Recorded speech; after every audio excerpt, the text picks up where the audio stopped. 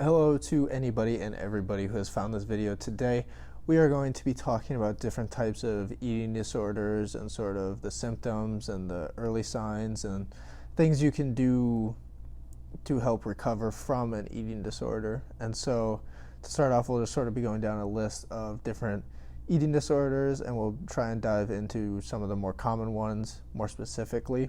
The first one we have is anorexia, which is basically you're excessively trying to cut weight, and it's more of like a self-starvation. And then some of the symptoms would more or less be intensive fear of gaining weight or being fat, refusing to maintain a body weight that's like just at or even a little bit above what the normal weight should be for a person of their age, active lifestyle, height, and all those sorts of things. They'll often feel fat or overweight during this period, even though they obviously are excessively underweight, or despite weight loss. In some cases, they might have a loss of menstrual periods. And then lastly, they'd have a lot of concern over their body size and shape. The next one is bulimia. Bulimia is basically the opposite of anorexia, where the person is binge eating a lot. They'll eat in private, and then whatever they do eat, they'll try to either overwork it out or throw up to get rid of that weight or whatever that they put on. Some of the symptoms would be repeated episodes of binging or purging. They'll often purge a lot after binge eating through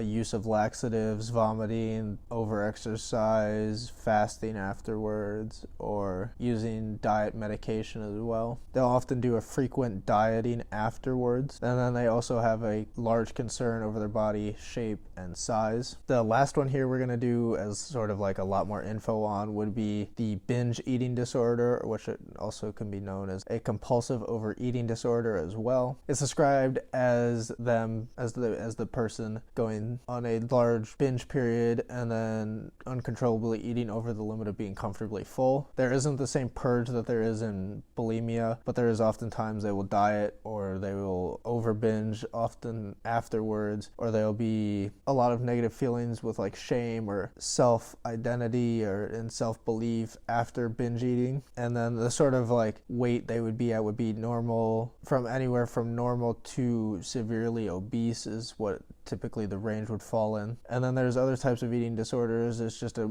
list. These are ones are not maybe as common or prevalent, which would be eating disorder, NOS, night eating syndrome, orthorexia, pica, Prader or Prader-Willi syndrome, rumination, nocturnal sleep-related eating disorder would be the last one. And then sort of different ways to get help with an eating disorder would be medical care through like a hospital mainly, ongoing psychiatric care or medication, like going to therapy and then also being on medication to help with it, inpatient or outpatient programs that are specifically meant for eating disorders or people who are experiencing them. Nutritional and psychological counseling are often good ways to understand sort of healthier ways of living and healthier ways of mentally going through an eating disorder. Lastly, it would be group therapy or self-paced therapy that the person would go through, either through a therapy service that they could be going through, or an eating disorder specific place. Some of the stats and information behind eating disorders would be that females are more likely to experience an eating disorder than males are. The rate for children under 12 being admitted into the hospital for eating disorder related problems has risen 112% in the last decade. Anorexia is the third most common chronic illness in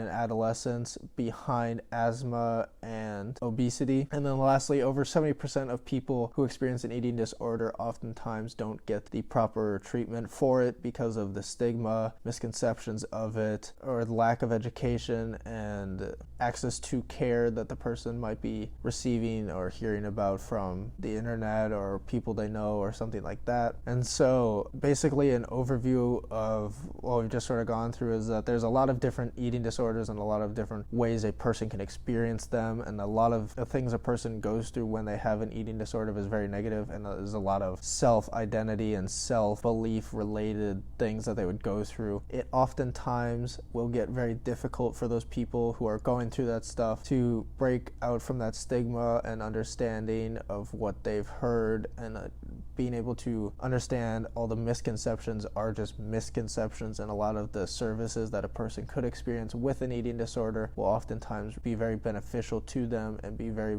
beneficial to them in the future, as it'll give them a lot more access to the understanding of what they're going to be going through and sort of how to deal with it, and just sort of ideas for how to get through it in the future. And that's where we're going to leave the video for today. I hope you have all found something informative here, and then people who are experiencing eating disorders, that they can use this information to help guide and aid them during this time to find the right services and lead them down a path of recovery here. But that is all from me today. I hope to see you all in the next video, and thank you for watching.